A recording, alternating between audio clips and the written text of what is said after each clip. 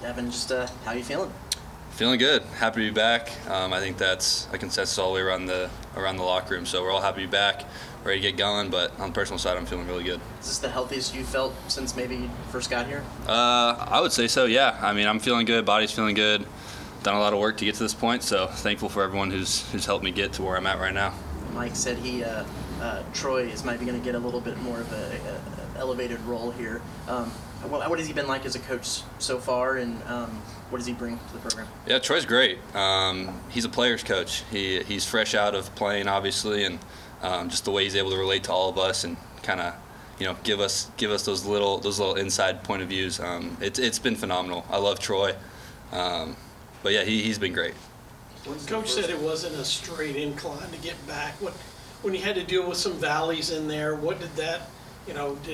Was that good for you, or how's the challenge and now being at the point where you're at, where everything is back together? Yeah, obviously the past year has been tough. Ups and downs. Injury never is easy for any athlete. But yeah, I mean, every athlete needs adversity, and that's the biggest one I've faced, obviously, in my career so far. But yeah, again, I've had a bunch of people on my side, in my corner, helping me out through the whole thing, and I'm just blessed to be where I am right now. Coach spoke about how you did a bunch of work behind the scenes with your dad in order to get back to where you are now. So what did that look like, and what is that relationship like on and off the field, you and your father? Yeah, when I'm back home, it's always been me and my dad when it comes to like baseball side of things.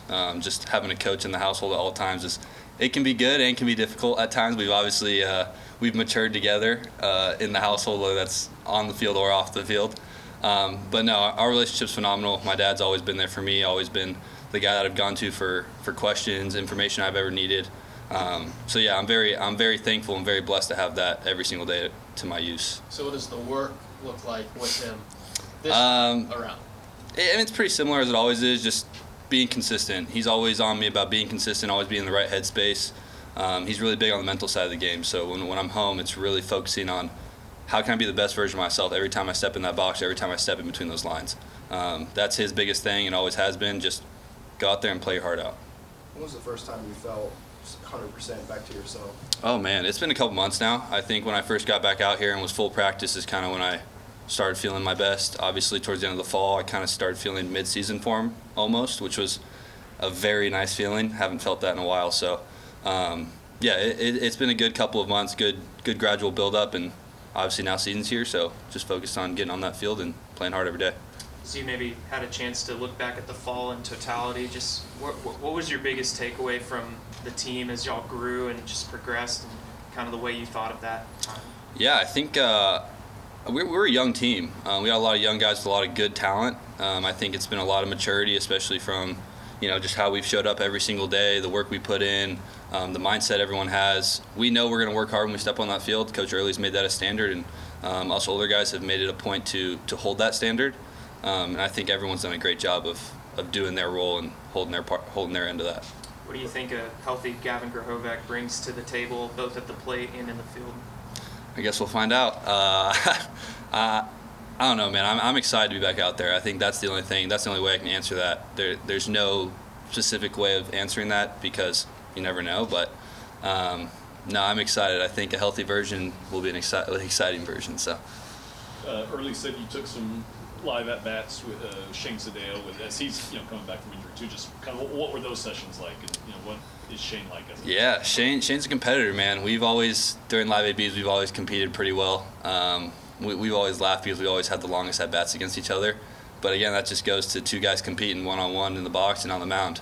But I'm excited to see Shane back out there on the mound. Excited to play defense behind him and then watch him get those hitters out.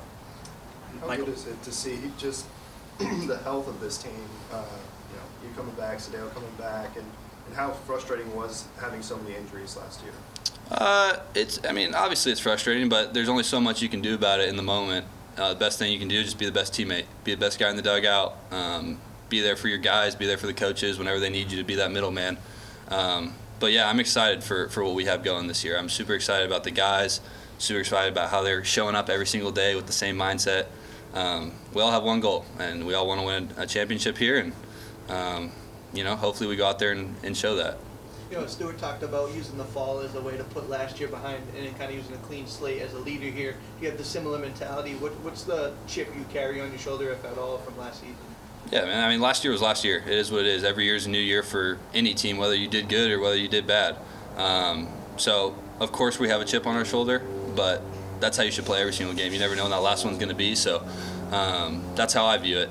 You go out there and you take advantage of every second you have out there, and you be grateful for every time you just step in between those lines. That's just my perspective on it. I think everyone has that same perspective now, just kind of watching how everyone's performing. Like I said, he's kind of back more in the cage this fall. What have you seen his approach to coaching, especially with the hitters, maybe change year two? Not much. I mean, Coach Early's been one of the best hitting coaches in college baseball for quite some years now. So he really brings a lot to the table. He keeps it super simple for us.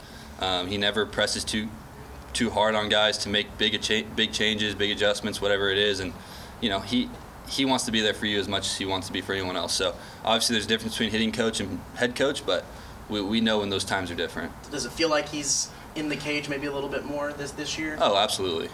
Yeah, he's been around, a lot more, especially just on like the mechanical side of things, just paying a lot of attention. I mean, not saying he didn't, but you know what I mean. Like just he's back in his old groove, I would say.